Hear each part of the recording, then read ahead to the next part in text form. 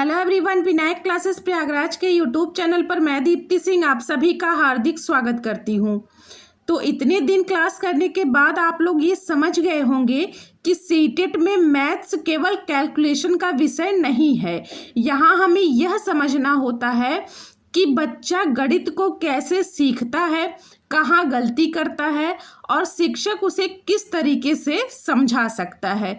इसलिए हमारी तैयारी में हम केवल उत्तर याद नहीं करेंगे, बल्कि हम हर प्रश्न के पीछे के कॉन्सेप्ट, लॉजिक और पेडागॉजी को समझेंगे।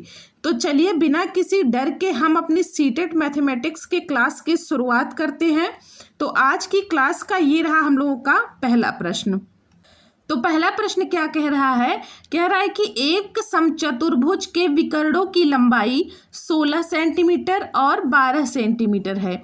इसकी भुजा की लंबाई क्या होगी? अब सबसे पहले आप लोग बताइए कि समचतुर्भुज क्या होता है। तो समचतुर्भुज जैसे वर्ग होता है ना, तो वर्ग को थोड़ा सा टेढ़ा मेढ़ा कर दीजिए, वही हमारा समचतुर्भुज हो जाएगा। वर्ग को थोड़ा सा टेढ़ा कर दीजिए, वही हमारा समचतुर्भुज हो जाएगा। तो यहाँ कह रहा है कि समचतुर्भुज के विकर्णों की लंबाई, एक विकर्ण 16 सेंटीमीटर है तो दूसरा 12 सेंटीमीटर है। जैसे यहाँ से देखिए, ये विकर्ण हो गया, विकर्ण यही तो होता है। जैसे ये मान लीजिए ए हो गया, ये बी हो गया, ये सी हो गया और ये डी हो गया। तो डी से बी एक विकर्ण जाएगा और एक विकर्ण ए से सी तक आएगा। अब यहाँ से देखिए, कह रहा है कि एक विकर्ण की लंबाई 16 सेंटीमीटर है, यानी डी से बी तक की दूरी ये देखिए ज़्यादा दिख रही है, तो इसको हम 16 मान लेंगे और ए से सी तक की दूरी 12 सेंटीमीटर मान लेंगे। अब यहाँ से देखिए, जब बी से डी तक की दूरी 16 सेंटीमीटर है और विकर्ण जहाँ एक दूसरे को काटते हैं वहाँ 90 डिग्री का कोण बनता है, यहाँ 90 डिग्री का कोण बनेगा, यहाँ हर जगह 90 डिग्री का कोण बनेगा। तो अब यहाँ से देखिए, अगर ये हम O मान ले, ये पॉइंट, ये बिंदु O मान ले, तो यहाँ से D और O तक की दूरी यहाँ से हमारी 8 सेंटीमीटर हो जाएगी और O से B तक की दूरी 8 सेंटीमीटर हो जाएगी। ये कैसे हुआ? क्योंकि यहाँ से देखिए, ये पूरे विकर्ण की लंबाई हमें प्रश्न में 16 सेंटीमीटर दिया हुआ है। तो जब यह विकर्ण खींच दिए तो जहाँ विकर्ण एक दूसरे को समद्विभाजित करेगा वह बी और डी को 2 बराबर भागों में बांट देगा। तो बी और ओ की दूरी 8 सेंटीमीटर, ओ और बी की दूरी 8 सेंटीमीटर हुई, तो दोनों मिलाकर 8 8 16 सेंटीमीटर की हो गई। सेम उसी प्रकार यहाँ से ए ओ की दूरी 6 सेंटीमीटर हो जाएगी और ओ से सी तक की दूरी 6 सेंटीमीटर हो जाएगी। क्योंकि ए से सी तक की दूरी 12 सेंटीमीटर है, जब ए से ओ तक 6, ओ से सी तक 6 हुआ, तो यहाँ से देखिए 6 और 6 कितना हो गया? 12 हो गया। अब यहाँ से देखिए, अब यहाँ से अगर हम लोग त्रिभुज किसमें बी ओ सी की बात करें, यहाँ से बी ओ सी की बात करें, तो बी ओ सी देखिए समकोण त्रिभुज बन रहा है कि नहीं बन रहा है? बन रहा है। तो इसमें हम पाइथागोरस प्रमेय लगा देंगे। अब यहाँ से देखिए, ये कोण 90 डिग्री का है, यानी इसके सामने का कोण हमारा, ये सामने की रेखा हमारी भुजा कर्ण हो जाएगी। तो यहाँ से देखिए, कर्ण का वर्ग यानी BC का स्क्वायर बराबर हो जाएगा OC का स्क्वायर प्लस OB का स्क्वायर। ये चीज़ आप लोग समझ पाए कि नहीं समझ पाए? यहाँ से देखिए BOC, यहाँ से BOC अगर त्रिभुज ले लें और इसमें पाइथागोरस लगाएं तो 90 डिग्री के सामने ये कर्ण हो जाएगा। तो यहाँ से देखिए BC कर्ण का वर्ग बराबर भुजा का वर्ग प्लस लंब का वर्ग, तो ये OC का वर्ग प्लस OB का वर्ग। अब यहाँ से देखिए BC का वर्ग बराबर हमें निकालना है, तो BC का वर्ग बराबर हो जाएगा, यहाँ से देखिए O से C तक की दूरी कितनी है? 6 सेंटीमीटर है, तो 6 का वर्ग प्लस O से B तक की दूरी 8 सेंटीमीटर है, तो यहाँ 8 का वर्ग हो जाएगा। अब यहाँ 6 6 के 36 हो गया प्लस 8 8 64, 8 का गुणा 8 में करेंगे तो कितना आ जाएगा? 64 आ जाएगा। अब 36 और 64 जोड़ेंगे तो कितना आएगा, 100 आएगा। 100 किसकी वैल्यू आई है, BC का स्क्वायर बराबर 100 आ गया है। अब 100 को हम लोग 10 का स्क्वायर लिख सकते हैं कि नहीं लिख सकते हैं, लिख सकते हैं, क्योंकि जब आप लोग 10 गुणा 10 करेंगे तो 100 आ जाएगा। अब यहाँ से स्क्वायर हट गया, यानी BC बराबर कितना आ गया, 10 सेंटीमीटर आ गया। अब यहाँ देखिए प्रश्न में हमसे पूछा है कि इसकी भुजा की लंबाई क्या होगी। अब यहाँ से देखिए ये जो BC है ये हमारी भुजा ही तो है, समचतुर्भुज की ये चारों भुजाएं ही तो हैं। तो BC जब हमारी भुजा है तो BC की लंबाई कितनी आई है, 10 सेंटीमीटर आई है, यानी भुजा की लंबाई कितनी हो जाएगी, 10 सेंटीमीटर। तो 10 सेंटीमीटर किस ऑप्शन में है, ऑप्शन बी में, यानी ऑप्शन बी हमारा बिल्कुल सही जवाब हो जाएगा। चलिए अगले प्रश्न पर चलते हैं। अगला प्रश्न क्या कह रहा है, प्रश्न संख्या 2। अब 2 कह रहा है कि निम्नलिखित में से कौन सी 3D आकृति का नेट एक घन बनाने के लिए सही है। अब यहाँ से सबसे पहले आप लोग ये बताइए कि ये घन क्या होता है, और दूसरा ये नया शब्द आया है नेट, नेट क्या होता है। ये चीज़ आप लोग कमेंट करके बताइए कि घन क्या है और नेट क्या होता है। तो सबसे पहले घन की बात करते हैं। तो घन एक 3D आकृति है। घन क्या है, एक त्रिविमीय आकृति है, एक 3D आकृति है। जैसे लूडो का पासा हो गया, आप लोग लूडो का पासा देखे हैं ना, तो वो हमारा क्या है, घन है, जिसमें 6 फलक होते हैं। लूडो डाइस में अगर आप लोग देखेंगे तो लूडो डाइस ऐसे ही तो होता है। लूडो डाइस में 6 फलक होते हैं, यानी 6 वर्गाकार फलक होते हैं। ये चारों फलक, 6 फलक वर्ग के रूप में होते हैं और आपस में बराबर होते हैं। तो ये हमारा घन हो गया। अब बात करते हैं नेट की। तो नेट क्या है, तो जब हम किसी 3D डिब्बे को, यानी जैसे यही लूडो डाइस ही हो गया, जब हम किसी 3D डिब्बे को काट कर समतल कर देते हैं, यानी ये जो 3D डिब्बा है अगर हम इसको काट कर समतल कर दें, यानी फैला दें, तो जब फैलाएंगे तो ये कैसे आएगा, ये देखिए कुछ इस प्रकार से बनेगा। ये हो गया 1 2 3 और यहाँ से ये 4 5 6। अब यहाँ से देखिए ये 1 ये 2 ये 3 ये 4 और 5 ये 6। लूडो डाइस को अगर हम लोग काट कर फैलाएं तो कुछ इस तरह से बनेगा। अगर इसको आप लोग फोल्ड करेंगे तो यहाँ से देखिए 1 के पीछे 6 आएगा, यानी 1 का विपरीत 6 बनेगा, 3 का विपरीत 4 बनेगा और 2 का विपरीत 5 बनेगा। तो जब किसी 3D डिब्बे को काट कर समतल फैलाते हैं तो बनी आकृति को क्या कहते हैं, नेट कहते हैं। तो अब यहाँ से देखिए हमसे कह रहा है कि नेट एक घन बनाने के लिए सही है, यानी ये जो कटा हुआ डिब्बा है, ये जो 3D डिब्बे का कटा हुआ समतल भाग है, ये कह रहा है कि यह घन बनाने के लिए सही है। तो हमें ये क्या चाहिए, 5 वर्गाकार फलकों का संयोजन चाहिए।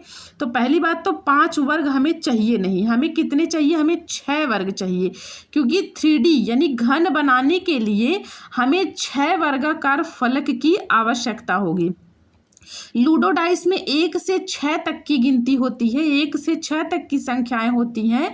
तो सबसे पहले हमें 6 वर्गाकार सतह चाहिए, यानी 6 वर्गाकार फलक चाहिए।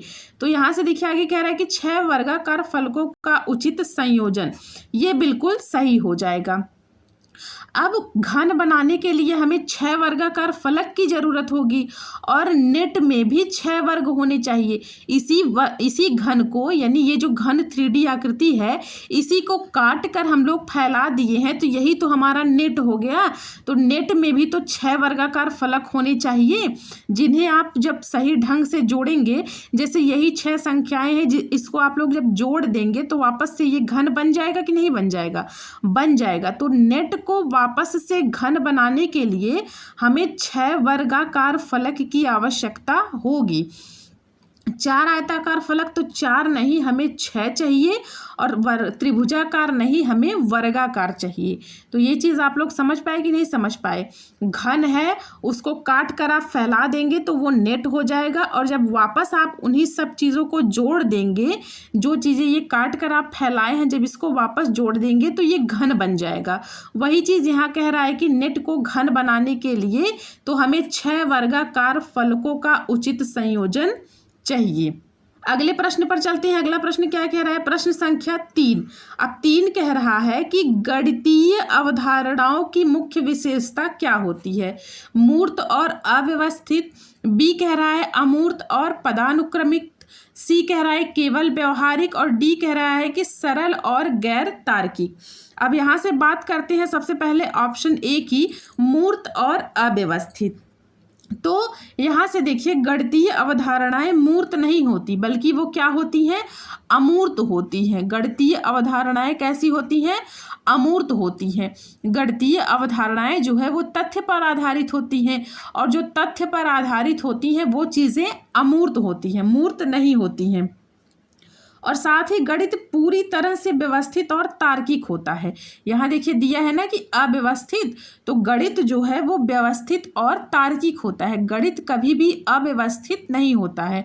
और अवधारणाओं की बात करें तो अवधारणाएं हमेशा अमूर्त होती हैं, मूर्त नहीं होती। इसलिए हमारा ऑप्शन ए जो है वो गलत हो गया। अब ऑप्शन बी की बात करते हैं, अमूर्त और पदानुक्रमित। अब यहाँ से देखिए, अमूर्त आ गया तो मैंने अभी आपको बताया कि गणित की अवधारणाएं अमूर्त होती हैं, तो अमूर्त तो सही हो गया। गणित के विचार जो हैं, गणित के विचार, संख्याएं और सूत्र हमारे दिमाग की कल्पना और तार्किकता पर आधारित होते हैं। जो गणित के विचार होते हैं, यानी गणित के अगर हम विचार की बात करें, उनकी संख्याओं की बात करें, गणित की जो संख्याएं होती हैं, उनके जो सूत्र होते हैं, तो ये सब क्या होते हैं? ये सब हमारे दिमाग की कल्पना और तार्किकता पर आधारित होते हैं। ये सब हम अपने दिमाग में कल्पना करते हैं और तर्क पर आधारित करते हैं। जैसे संख्या 3 को हमें जानना हुआ, तो जैसे ये संख्या 3 हुआ, इसको आप लोग ना छू सकते हैं और ना ही देख सकते हैं। तो 3 है, तो ये हम कल्पना करते हैं और तर्क करते हैं कि यहाँ ये जो आकृति बन रही है इसको हम 3 कह सकते हैं, यानी इसको हम 3 कहते हैं। तो ये चीज़ें अमूर्त हो गई, जो हमें दिखाई ना दे वही चीज़ें अमूर्त होती हैं। अब बात करते हैं पदानुक्रमित की। तो पदानुक्रमित में जो है, गणित में ज्ञान एक क्रम में बढ़ता है। ये पदानुक्रमित का मतलब क्या हुआ कि गणित में ज्ञान जो है वो एक क्रम में बढ़ता है। ऐसा है नहीं कि बिना क्रम के ही चले। अब आप लोग कोई सवाल सॉल्व कर रहे हैं तो सवाल पहली, दूसरी, तीसरी, चौथी, 5वीं लाइन, अगर ये सवाल 5 लाइन की है तो आप लोग एक सीक्वेंस से चलेंगे, एक क्रम से चलेंगे। ऐसा नहीं कि पहली लाइन लिखिए और सीधा फिर 5वीं लाइन लिख दिए, नहीं, ये गलत हो जाएगा। हम किसी सवाल को अगर सॉल्व कर रहे हैं डिटेल तरीके से, तो हमें क्रम के अनुसार चलना होगा, उसको एक सीक्वेंस में लेकर चलना होगा। तो गणित में ज्ञान एक क्रम में बढ़ता है। अब पिछले ज्ञान को, जैसे अब यही बात हुई ना कि जैसे आपका ये पिछला ज्ञान है, तो आप लोग अगले ज्ञान को जब जोड़ेंगे तो अगले ज्ञान को जोड़ते समय एक एक कदम बढ़ाएंगे। ऐसा तो है नहीं कि जैसे आपको जैसे गुणा सीखना हुआ, तो गुणा सीखने के पहले आप लोग पहले जोड़ सीखेंगे कि नहीं, यानी प्लस करना सीखेंगे तभी तो गुणा सीखेंगे। अब ऐसा तो है नहीं कि आप लोगों को जोड़ घटाना आ ही नहीं रहा है, आप सीधा गुणा सीख लिए, तो नहीं। गणित जो है वो एक क्रम के अनुसार चलता है। हम पिछले ज्ञान को जब सीखते हैं तो पिछले ज्ञान जब अगला ज्ञान सीखते हैं तो पिछले ज्ञान के अकॉर्डिंग सीखते हैं, यानी जो पिछला ज्ञान हम सीखे रहेंगे उसी के अकॉर्डिंग हम अपने अगले ज्ञान की तरफ बढ़ते हैं। तो गणित की अवधारणाएं अमूर्त और पदानुक्रमित होती हैं, यह विकल्प बिल्कुल सही हो जाएगा। ऑप्शन सी की बात करें, कह रहा है कि केवल व्यवहारिक।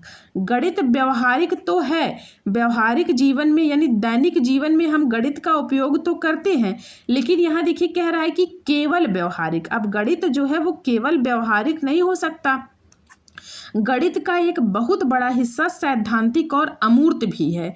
गणित को केवल व्यवहारिक कहना गलत हो जाएगा, क्योंकि गणित सिद्धांत पर भी है और अमूर्त भी है। व्यवहारिक है ये सही है, लेकिन केवल व्यवहारिक नहीं है। तो ऑप्शन सी भी हमारा गलत हो गया। अब ऑप्शन डी की बात करते हैं, कह रहा है कि सरल और गैर तार्किक। अब यहाँ से देखिए, गणित को आप सरल नहीं कह सकते, हाँ ये जरूर कह सकते हैं कि गणित कुछ बच्चों के लिए सरल है और कुछ बच्चों के लिए कठिन है। गणितीय अवधारणाएं हमेशा तार्किक होती हैं।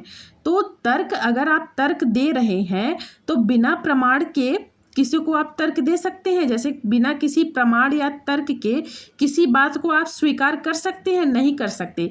तो गणित जो है वो सरल नहीं है। हाँ, कुछ बच्चों के लिए सरल हो सकती है, लेकिन तब भी जिनके लिए सरल है उन्हें भी तर्क की आवश्यकता होती है, प्रमाण की आवश्यकता होती है।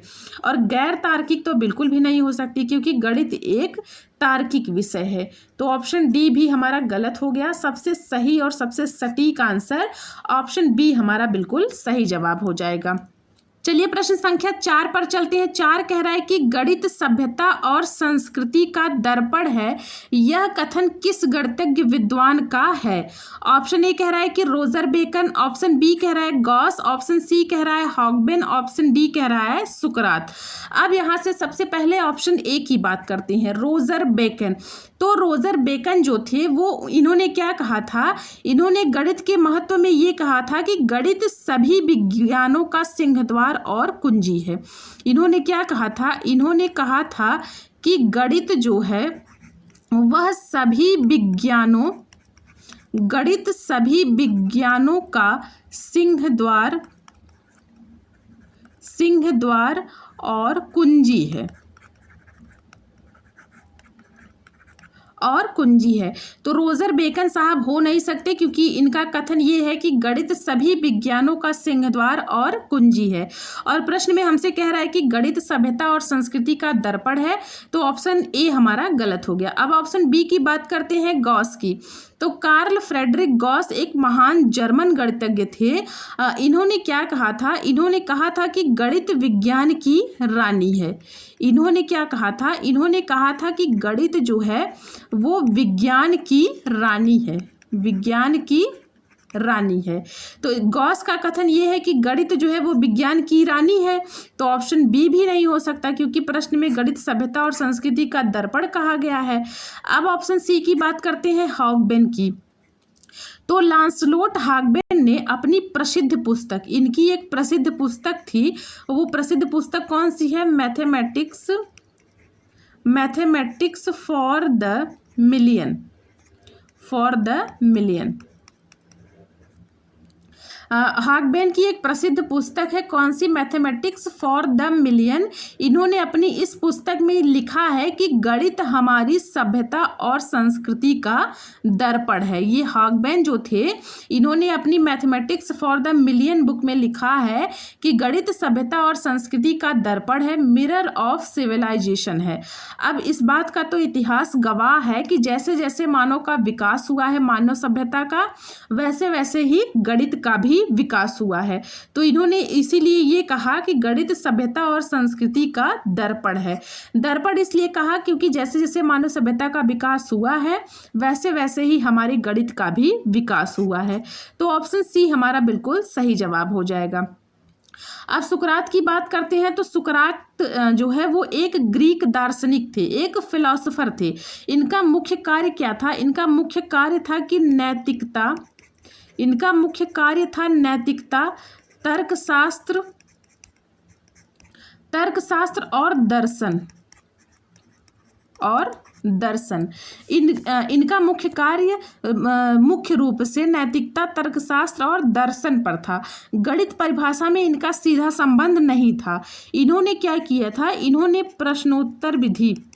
इन्होंने शिक्षा में प्रश्नोत्तर विधि के जरिए तार्किक सोच को बढ़ावा दिया था। प्रश्नोत्तर विधि, इस विधि से आप सभी परिचित होंगे, क्योंकि ये विधि परीक्षा में बार बार पूछी जाती है। तो ऑप्शन डी भी नहीं होगा, क्योंकि ये जो फिलोसोफर थे और इन्होंने प्रश्नोत्तर विधि के जरिए तार्किक सोच को बढ़ावा दिया था। इनका जो है कार्य मुख्य रूप से नैतिकता, तर्कशास्त्र और दर्शन पर था। तो गणित सभ्यता और संस्कृति का दर्पण है, यह कथन किसका है? यह कथन हॉगबेन का है।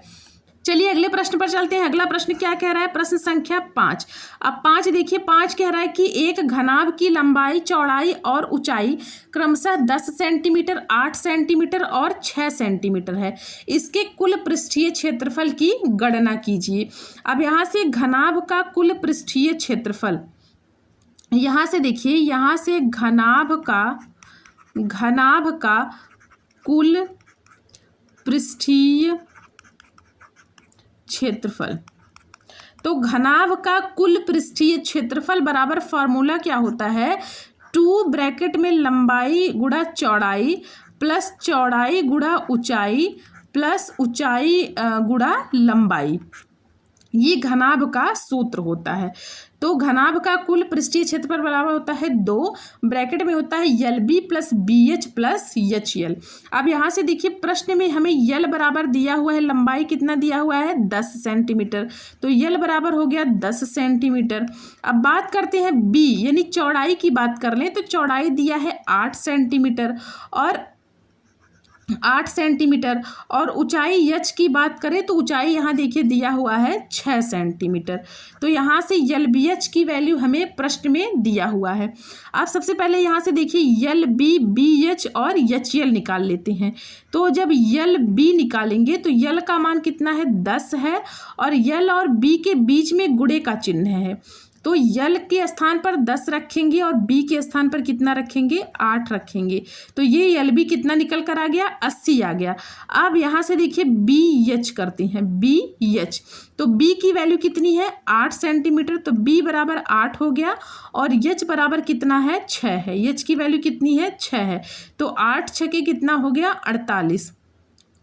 बी एच की वैल्यू निकल कर कितनी आ गई 48। अब यहाँ से एच यल की बात कर लेते हैं तो एच कितना है, एच है 6 सेंटीमीटर और गुणा यल कितना है, यल है 10 सेंटीमीटर, तो 10 6 की कितना हो गया 60 हो गया। अब यहाँ से देखिए यहाँ से ये L B plus B H plus H L, अगर इन तीनों को हम जोड़ लें तो यहाँ से L B plus B H plus H L की वैल्यू हमें मिल जाएगी। तो यल बी की वैल्यू कितनी आई है 80 आई है, प्लस बी एच की वैल्यू कितनी आई है 48 आई है और प्लस एच यल की वैल्यू कितनी आई है 60 आई है। तो 80 48 और 60 जब इन तीनों को जोड़ेंगे तो आप लोग जोड़कर देखिएगा कितना आएगा 188 आएगा। अब यहाँ से देखिए क्षेत्रफल बराबर फॉर्मूला है, यहाँ से घनाभ का कुल पृष्ठीय क्षेत्रफल बराबर फॉर्मूला क्या है 2 है और ब्रैकेट में है L B plus B H plus H L. अब यहाँ से देखिए ये 2 हो गया, 2 तो ऐसे ही लिख लेंगे, 2 के बाद यहाँ गुणे का चिन्ह है तो 2 के बाद गुणे का चिन्ह लगा देंगे। उसके बाद यहाँ से देखिए यल बी बी एच और एच यल तीनों को जोड़कर यहाँ देखिए वैल्यू निकल कर आई है कितनी 188, यानी 188 इन सब के स्थान पर रख देंगे। तो अब 188 में जब 2 का गुणा करेंगे तो कितना आएगा 376 आएगा, 376 सेंटीमीटर स्क्वायर, 376 वर्ग सेंटीमीटर। तो घनाभ का कुल पृष्ठीय क्षेत्रफल निकलकर कितना आ गया 376 वर्ग सेंटीमीटर। तो ये किस ऑप्शन में है, ऑप्शन ए में, यानी ऑप्शन ए हमारा बिल्कुल सही जवाब हो जाएगा। अगले प्रश्न पर चलते हैं, प्रश्न संख्या 6 पर। अब 6 देखिए कह रहा है कि निम्नलिखित में से कौन सी त्रिआयामी आकृति नहीं है। त्रिआयामी का मतलब होता है 3D, कौन सी 3D आकृति नहीं है, यहाँ देखिए नहीं है पूछा है। तो सबसे पहले बात कर लेते हैं हम शंकु की। अब शंकु कैसे होता है, शंकु यही तो होता है, ऐसे ही तो होता है शंकु। शंकु एक 3D आकृति है, शंकु एक कैसी आकृति है, एक 3D आकृति है। इसका देखिए ये एक सिरा यानी इसका आधार जो है वो वृत्ताकार होता है और ऊपर का सिरा ये एक बिंदु ऊपर का सिरे ये एक बिंदु पर मिला होता है, ऊपर जाकर एक बिंदु पर मिलता है, ये जो पॉइंट है इस पर इसका सिरा जाकर मिलता है। जैसे देखिए क्या हो गया, ये कैसे दिख रहा है, ये आइसक्रीम का कोन जैसे हो गया। और जो बर्थडे वाली टोपी होती है, जोकर की टोपी जो होती है, तो वो सभी शंकु के आकार की होती हैं। तो शंकु में लंबाई चौड़ाई और ऊंचाई ये तीनों आयाम होते हैं। तो जब लंबाई चौड़ाई और ऊंचाई यानी लंबाई चौड़ाई और ऊंचाई यदि तीनों आयाम हैं तो वो आकृति हमारी 3D आकृति हो जाती है। तो शंकु जो है वो 3D आकृति है और यहाँ हमसे प्रश्न में कह रहा है कि नहीं है, तो ये तो है, इसलिए ये गलत हो जाएगा क्योंकि हमसे जो नहीं है वो पूछ रहा है। अब बात करते हैं बेलन की। तो बेलन यानी कि सिलेंडर। ये देखिए, ये पाइप होता है ना, पानी की पाइप, तो ये बेलन कुछ इस आकार का होता है। बेलन भी एक 3D आकृति है। इसमें दो समानांतर वृत्ताकार आधार होते हैं। जैसे यहाँ से देखिए, एक ये नीचे हो गया और एक ये ऊपर हो गया। तो दो समानांतर वृत्ताकार आधार होते हैं जो घुमावदार सतह से जुड़े होते हैं। यही चीज़ है जो घुमावदार सतह से जुड़े होते हैं। पानी की टंकी पानी का पाइप हो गया और गैस सिलेंडर हो गया। तो ये सभी कौन से हैं? बेलनाकार की आकृति में हैं। इसमें त्रिज्या और ऊंचाई दोनों होने के कारण यह स्थान घेरती है। अब यहाँ से अगर मैं ये बड़ा बनाकर दिखाऊं आपको, तो ये देखिए, ये बेलन है। ये क्या है? बेलन है। अब यहाँ से देखिए, ये एक वृत्ताकार वर्ग है। अगर ये हम बिंदु केंद्र मान लें, इस वृत्त का केंद्र मान लें, तो केंद्र से परिधि तक की दूरी हमारी क्या हो जाती है? त्रिज्या हो जाती है। तो यहाँ देखिए, बेलन में त्रिज्या है कि नहीं है? जी बिल्कुल है। बेलन में त्रिज्या भी है और लंबाई भी है, यानी ऊंचाई भी है। तो त्रिज्या और ऊंचाई दोनों होने के कारण यह स्थान घेरती है। अब गैस का सिलेंडर आप लोग अगर रखेंगे तो वो स्थान घेरेगा कि नहीं घेरेगा? तो वो स्थान घेरती है, इसलिए यह 3D आकृति है, क्योंकि 3D आकृतियां जो होती हैं वो स्थान घेरती हैं। तो जब बेलन 3D आकृति है तो ये गलत हो जाएगा, क्योंकि प्रश्न में हमसे पूछ रहा है कि कौन सा नहीं है वो बताना है। अब आगे बात कर लेते हैं आयत की। तो आयत देखिए, आयत एक 2D आकृति है। आयत कौन सी आकृति है? आयत एक 2D आकृति है।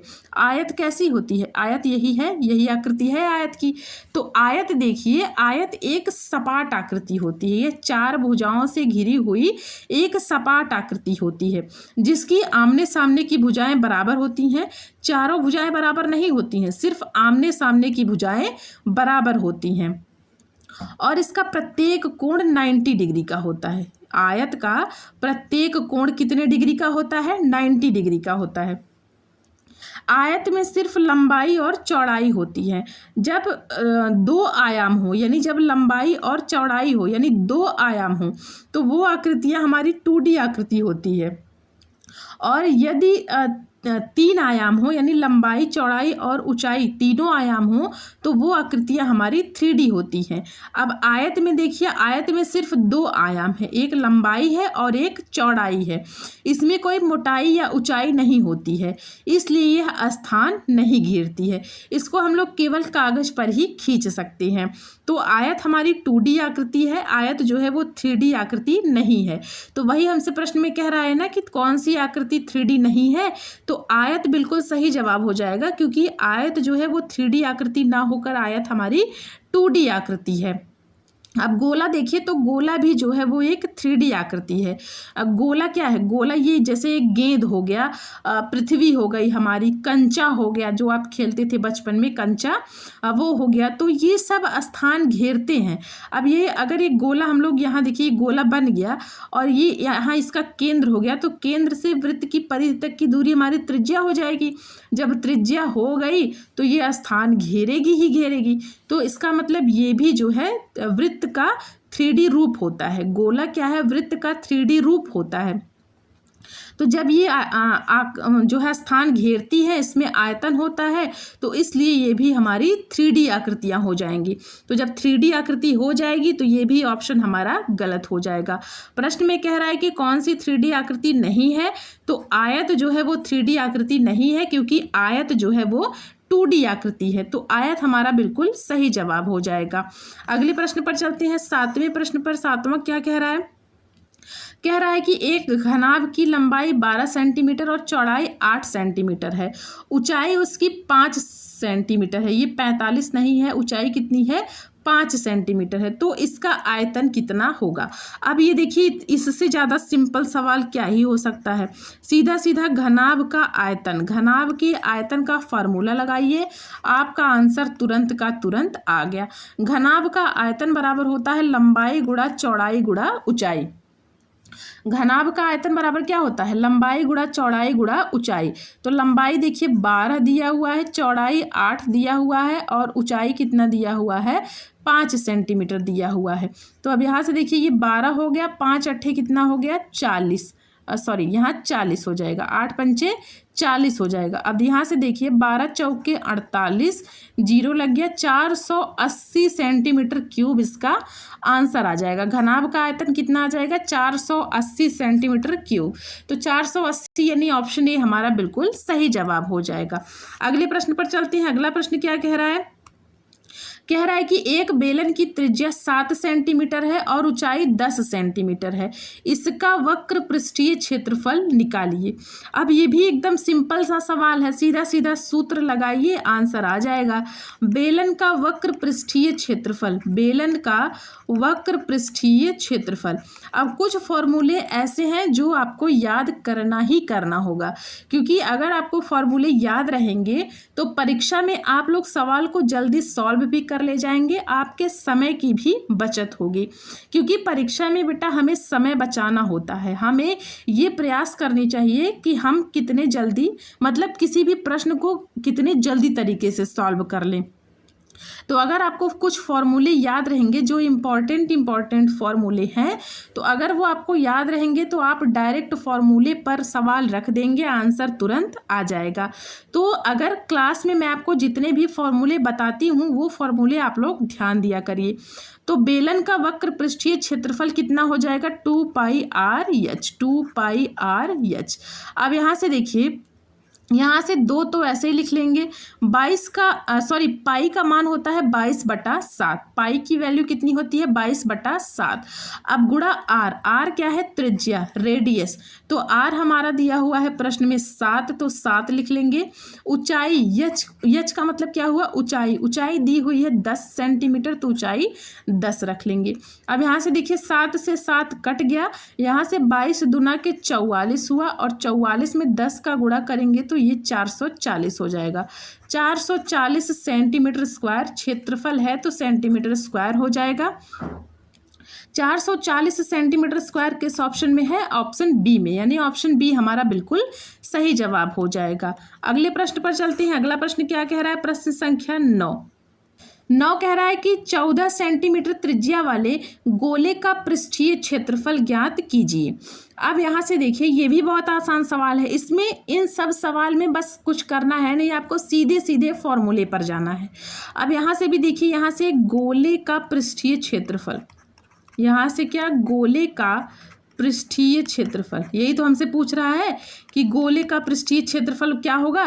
तो गोले का पृष्ठीय क्षेत्रफल पूछ रहा है, बस सीधा सीधा आप लोग गोले का पृष्ठीय क्षेत्रफल का सूत्र लगाइए, आंसर तुरंत आ जाएगा। तो गोले का पृष्ठीय क्षेत्रफल का सूत्र होता है 4πr²। तो अब यहाँ से देखिए, ये 4 तो ऐसे ही लिख लेंगे। पाई का मान अभी मैंने आपको बताया कितना होता है? 22/7 होता है। अब गुणा आर, आर क्या है? यहाँ देखिए 14 सेंटीमीटर त्रिज्या, आर हमारी रेडियस है, रेडियस यानी त्रिज्या है। तो त्रिज्या की वैल्यू हमें 14 सेंटीमीटर दिया हुआ है, और यहाँ आर स्क्वायर का मतलब होता है आर गुणा आर। आर गुणा आर का मतलब 14 गुणा 14। आर स्क्वायर का मतलब हो जाएगा आर गुणा आर। तो आर की वैल्यू 14 है, 14 सेंटीमीटर त्रिज्या है, तो एक आर के स्थान पर 14 और दूसरे आर के स्थान पर भी 14, तो 14 गुणा 14 हो जाएगा। अब यहाँ से देखिए 7 दूना के 14 हो गया।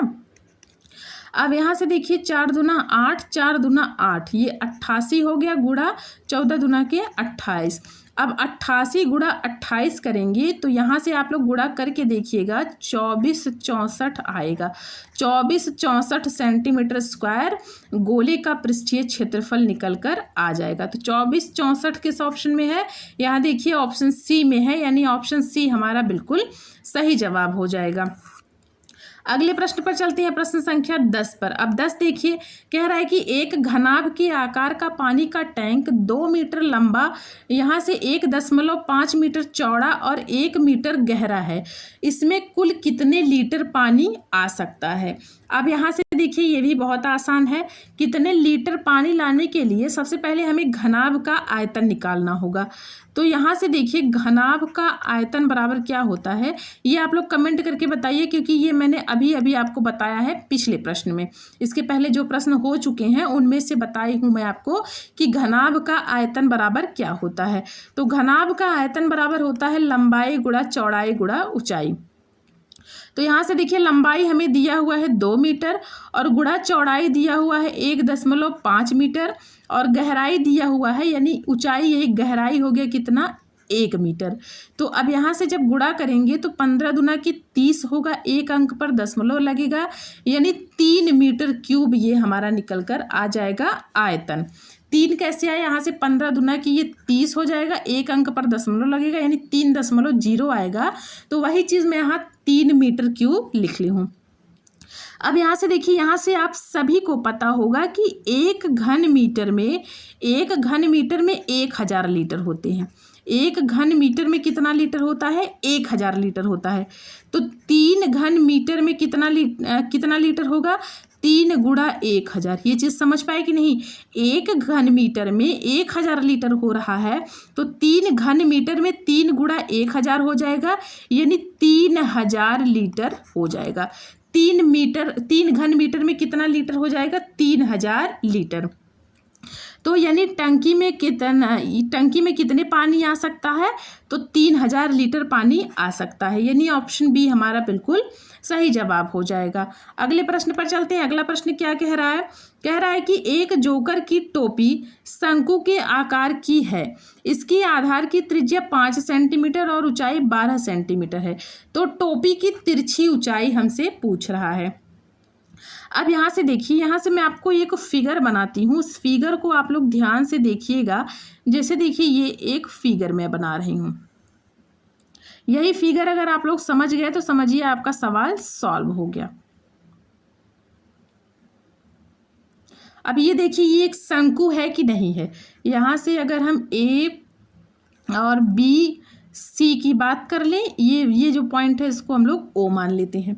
तो यहाँ से देखिए ये एक शंकु बन गया कि नहीं बन गया, बन गया। अब वही कह रहा है कि अब जोकर की टोपी भी तो ऐसे ही होती है, ये जोकर की टोपी ही तो है।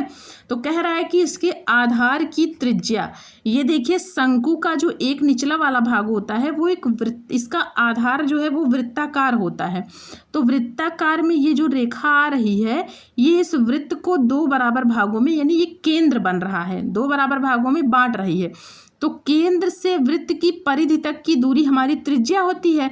तो यहाँ प्रश्न में त्रिज्या 5 सेंटीमीटर दिया हुआ है, यानी ओ से बी तक की दूरी कितनी हो जाएगी, 5 सेंटीमीटर हो जाएगी।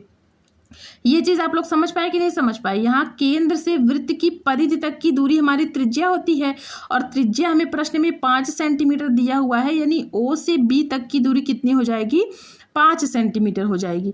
और यहाँ से देखिए कह रहा है कि ऊंचाई 12 सेंटीमीटर है।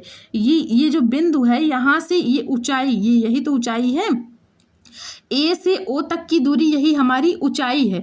तो ऊंचाई हमें प्रश्न में दिया हुआ है कितना, 12 सेंटीमीटर। अब हमसे तिरछी ऊंचाई पूछ रहा है, यानी ये ए से बी तक की दूरी यही हमारी तिरछी ऊंचाई है, यही हमसे पूछ रहा है। अब यहाँ से अगर हम लोग इसमें पाइथागोरस प्रमेय लगा दें, ये बेटा हमारी ऊंचाई हो गई और ये आर हो गई त्रिज्या, और यहाँ से ये तिरछी ऊंचाई अगर हम लोग यल मान लें तो यही यल हमसे पूछ रहा है। अगर हम लोग ये त्रिभुज ए ओ बी में देखिए, यहाँ से ये त्रिभुज ए ओ बी, ये एक त्रिभुज बन रहा है कि नहीं बन रहा है।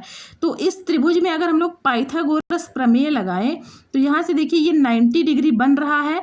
तो पाइथागोरस प्रमेय लगाने के बाद ये हो जाएगा ए बी स्क्वायर बराबर ओ ए का स्क्वायर प्लस ओ बी का स्क्वायर। ये चीज़ आप लोग समझ पाए। यहाँ से देखिए ए ओ बी ये एक समकोण त्रिभुज है, इसमें हम लोग पाइथागोरस प्रमेय लगाएंगे तो यहाँ से ए बी का स्क्वायर बराबर आ जाएगा ए ओ का स्क्वायर और प्लस ओ बी का स्क्वायर। अब यहाँ से देखिए ए बी के स्थान पर क्या रख सकते हैं, यल रख सकते हैं, यल यानी इसकी तिरछी ऊंचाई। तो ये यल स्क्वायर बराबर हो जाएगा ओ से ए तक एच स्क्वायर है, तो ये चाहे एच स्क्वायर लिखिए आप, चाहे सीधा 12 का वर्ग लिख सकते हैं। यहाँ से देखिए ओ से ए तक की दूरी कितनी है, 12 है। तो 12 सेंटीमीटर यानी 12 का वर्ग हो गया, प्लस ओ से बी तक की दूरी, ये आर जो है वो कितना है 5 सेंटीमीटर, तो यहाँ से ये 5 का वर्ग हो जाएगा। अब यहाँ से देखिए 12 का वर्ग करेंगे, 12 बराबर में 144 प्लस 5 बचे 25। अब 144 में जब आप लोग 25 जोड़ेंगे तो ये कितना आ जाएगा 169 आ जाएगा। यल स्क्वायर कितना आ गया 169, और 169 जो है वो 13 का वर्ग है। तो वर्ग से वर्ग कटा यानी यल बराबर कितना आ गया 13 आ गया। ये जो तिरछी ऊंचाई ए बी है यल, ये कितनी निकल कर आ गई 13 आ गई, यानी तिरछी ऊंचाई यल बराबर आ गया 13। तो 13 किस ऑप्शन में है, ऑप्शन बी में, यानी ऑप्शन बी हमारा बिल्कुल सही जवाब हो जाएगा। अगले प्रश्न पर चलते हैं, प्रश्न संख्या 12 पर। ये कह रहा है कि 4.2 सेंटीमीटर त्रिज्या वाले धातु के एक गोले को पिघलाकर 6 सेंटीमीटर त्रिज्या वाले एक बेलन के रूप में ढाला जाता है। बेलन की ऊंचाई क्या होगी? यहाँ से हमसे देखिए बेलन की ऊंचाई पूछ रहा है। अब यहाँ आप लोग एक चीज़ का ध्यान दीजिएगा। ध्यान क्या देना है कि जब एक ठोस को पिघलाकर, ये देखिए गोला एक ठोस है कि नहीं है, जी बिल्कुल है। तो जब एक ठोस को पिघलाकर दूसरे ठोस में बदला जाता है, यहाँ देखिए एक गोले को पिघलाया गया और वापस से एक बेलन के रूप में ढाला गया। तो एक ठोस से पिघलाया गया और दूसरे ठोस में ढाला गया। तो जब एक ठोस को पिघलाकर दूसरे ठोस में बदला जाता है तो दोनों का आयतन बराबर रहता है। मेरे कहने का मतलब क्या है? मेरे कहने का मतलब ये हो जाएगा कि गोले का आयतन बराबर हो जाएगा बेलन का आयतन। ये कैसे हुआ भाई? यहाँ से देखिए बेलन का आयतन। अब ये कैसे हुआ? मैंने अभी आपको बताया ना कि जब एक ठोस से, यानी जब एक ठोस को पिघलाकर दूसरे ठोस में बदला जाता है तो दोनों का आयतन बराबर रहता है। यानी गोले से जब बेलन बनाया जा रहा है तो गोले का आयतन और बेलन का आयतन आपस में बराबर हो जाएगा। तो गोले का आयतन का फॉर्मूला क्या होता है? 4/3 पाई आर क्यूब, और बराबर बेलन का आयतन क्या हो जाएगा? Pi R square H, pi R square H. अब यहाँ देखिए ये बेलन का आयतन है इसलिए यहाँ मैं कैपिटल आर लिखी हूँ, और यहाँ गोले का आयतन है इसलिए स्मॉल आर लिखी हूँ, क्योंकि हमें ये पता चले कि कौन सा जो है गोले की त्रिज्या है और कौन सी बेलन की त्रिज्या है। तो अब यहाँ से देखिए ये 4/3 पाई ऐसे ही रख ले रहे हैं, क्योंकि या तो पाई से पाई काट दीजिए। ये देखिए यहाँ से पाई से पाई कट गया। अब यहाँ देखिए 4/3 हो गया गुणा आर। अब यहाँ गोले का आयतन, यहाँ गोले के आयतन में आर की बात कर रहा है, यानी गोले की त्रिज्या की बात कर रहा है। तो गोले की त्रिज्या कितनी दी हुई है प्रश्न में? 4.2। अब आर क्यूब का मतलब होता है आर गुणा आर, यानी आर जो है वो 3 बार लिखा गया है। तो आर 3 बार लिखेंगे, यानी 4.2 भी हमें 3 बार लिखना होगा। तो ये हो गया 1, ये हो गया 2 और ये हो गया 3। 4.2 गुणा 4.2 बराबर हो जाएगा आर स्क्वायर। आर स्क्वायर का मतलब अब यहाँ से बेलन की बात कर रहा है। तो बेलन की त्रिज्या हमें कितनी दी हुई है? 6 सेंटीमीटर दी हुई है। तो यहाँ बेलन की त्रिज्या हम रख लेंगे 6 गुणा 6। आर स्क्वायर का मतलब हो जाएगा आर गुणा आर। तो ये 6 गुणा 6 हो गया, और गुणा यच हमें निकालनी है, क्योंकि यहाँ देखिए कह रहा है कि बेलन की ऊंचाई ज्ञात कीजिए। तो बेलन की ऊंचाई यही यच है, यही यच हमें निकालने के लिए कह रहा है। अब यहाँ से देखिए अगर यहाँ से 3 से हम लोग काट दें तो ये 3 एकम 3 हो जाएगा। यहाँ से 1 12 हुआ, 3 चौके 12, 1.4 आ जाएगा। अब यहाँ से देखिए ये 4 गुणा 1.4 गुणा यहाँ से 4.2 गुणा 4.2, ये तो ऐसे लिख लेंगे। ये देखिए 4 आ गया, 1.4, और यहाँ से 4.2 गुणा 4.2 आ गया। अब इस यच की तरफ से ये 6 गुणा 6 हम लोग पक्षांतर कर ले रहे हैं। तो 6 गुणा 6 जब पक्षांतर कर लेंगे तो बचेगा सिर्फ यच। 6 गुणा 6 यहाँ देखिए गुणे में है, इसका पक्षांतर भाग हो जाएगा।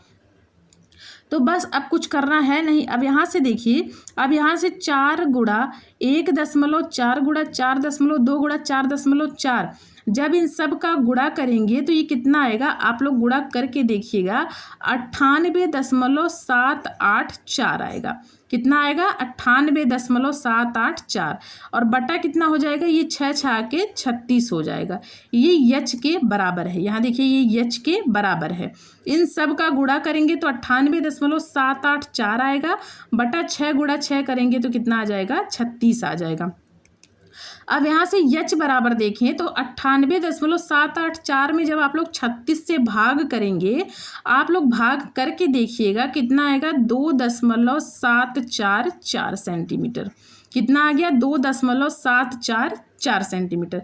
अब ऊंचाई 2.74 आ गई, तो 2.74 किस ऑप्शन में है, ये देखिए 2.75 है, ये 7.5 या 7.4 करिए तो ऑप्शन सी हमारा बिल्कुल सही जवाब हो जाएगा। 2.744 यही हमारा आंसर आएगा। तो ऑप्शन सी जो है वो हमारा बिल्कुल सही जवाब हो गया। प्रश्न संख्या 13 पर चलते हैं। 13 क्या कह रहा है, कह रहा है कि लुप्त संख्या ज्ञात कीजिए। संख्या क्या है, 3, 7, 15, 31 और 63। ये आगे वाली संख्या हमें बतानी है। अब हमें ये देखना है कि यह संख्याएं किस सीक्वेंस में रखी गई हैं। अब यहाँ से देखिए 3 में हम क्या करें कि 7 आ जाए, तो यहाँ से देखिए अगर 3 गुणा 2 करें प्लस 1 करें तो यहाँ से 3 दूना के 6 प्लस 1 बराबर 7 आ गया। अब 7 में ऐसा क्या करें कि 15 आए, तो सेम पैटर्न फॉलो करिए, 7 गुणा 2 करिए प्लस 1 करिए, 7 दूना के 14 प्लस 1 बराबर कितना आ जाएगा, 15। अब आगे 15 देखिए तो 15 गुणा 2 करिए प्लस 1 करिए तो 15 दूना के 30 प्लस 1 बराबर 31। देखिए 31 भी आ गया। अब 31 वाली संख्या करिए तो 31 गुणा 2 प्लस 1 करिए तो 2 एकन्नम 2, 3 दूना 6, 62 हो गया, प्लस 1 बराबर कितना हो जाएगा, 63 हो जाएगा। अब सेम पैटर्न 63 में फॉलो करिए, यहाँ से 63 गुणा 2 करिए प्लस 1 करिए तो 3 दूना के 6, 6 दूनी 12 प्लस 1 जब करेंगे तो ये आ जाएगा 127। यानी अगली संख्या जो हमारी आएगी वो कितनी आएगी, 127 आएगी। यहाँ देखिए 3 गुणा 2 किए प्लस 1 किए तो 7 आ गया। अब 7 गुणा 2 प्लस 1 करेंगे तो 15 आएगा। 15 गुणा 2 प्लस 1 करेंगे तो 31 आएगा। 31 गुणा 2 प्लस 1 करेंगे तो 63 आएगा। अब 63 गुणा 2 प्लस 1 करिए, जो आएगा वही हमारी अगली संख्या होगी। तो 63 गुणा 2 प्लस 1 करने के बाद कितना आया, 127 आया। यानी अगली संख्या हमारी कौन सी हो जाएगी, 127। तो 127 किस ऑप्शन में है, ऑप्शन बी में, यानी ऑप्शन बी हमारा बिल्कुल सही जवाब हो जाएगा। अगले प्रश्न पर चलते हैं, प्रश्न संख्या 14 पर। 14 क्या कह रहा है कि दिए गए विकल्पों में से विषम पैटर्न पहचानिए। यानी इसमें 3 संख्याएं ऐसी हैं जो रूल को फॉलो कर रही हैं, एक ऐसी है जो फॉलो नहीं कर रही है। वही जो फॉलो नहीं कर रही है वही हमें पहचानना है। अब यहाँ देखिए इसमें कौन सा रूल लगा है, कौन सी चीज़ें ये सब फॉलो कर रही हैं। तो 8 और 512 को देखते हैं। तो यहाँ से देखिए अगर हम लोग 8 का क्यूब कर दें तो 8 का क्यूब का मतलब होता है 8 गुणा 8 गुणा 8, यानी 8 गुणा 8 गुणा 8 कितनी, 3 बार करना है। तो 8 गुणा 8 गुणा 8 जब आप लोग 3 बार करेंगे तो कितना आएगा, 512 आएगा। यानी ये पहला पैटर्न जो है, पहली संख्या जो है वो क्यूब को फॉलो कर रहा है। अब चलिए देखते हैं दूसरी संख्या क्यूब को फॉलो कर रही है या नहीं कर रही है। तो अब दूसरा देखते हैं, तो दूसरा है 4। तो 4 का क्यूब करिए, ये दूसरी संख्या कौन सी है, 4 है। तो 4 का क्यूब करिए, यानी 4 गुणा 4 गुणा 4। तो 4 चौक के 16, 16 चौक के कितना हो जाएगा, 64। यहाँ से देखिए 4 64 जो लिखा है, ये 4 64 भी 4 क्यूब करिए तो ये 64 आ जाएगा। यानी देखिए ये 8 का क्यूब किए तो 512 आ गया, 4 का क्यूब किए तो 64 आ गया। अब वापस से ऑप्शन सी में 6 का क्यूब करिए तो यहाँ से 6 गुणा 6 गुणा 6, 6 6 के 36, 36 छक्का 216। यहाँ से देखिए 6 का क्यूब किए तब भी 216 आ गया। अब यहाँ से आगे 5 का क्यूब करके देखते हैं। तो 5 का क्यूब जब करेंगे तो 5 गुणा 5 गुणा 5, तो 5 पचे 25, 25 पंचे 125। तो यहाँ से देखिए ऑप्शन डी जो है वह क्यूब को फॉलो नहीं कर रहा है, लेकिन ये ऑप्शन ए, बी और सी जो है ये क्यूब को फॉलो कर रही हैं। 8 का क्यूब किए तो 512 आ गया, 4 का क्यूब किए तो 64 आ गया, 6 का क्यूब किए तो 216 आ गया, लेकिन 5 का क्यूब किए तो 125 आया, 100 नहीं आया। तो यही संख्याएं फॉलो नहीं कर रही हैं, यानी यही हमारा जो है वो विषम पैटर्न है। तो विषम पैटर्न ऑप्शन डी है, यानी ऑप्शन डी जो है वो हमारा बिल्कुल सही जवाब हो जाएगा। अगले प्रश्न पर चलते हैं। अगला प्रश्न क्या कह रहा है?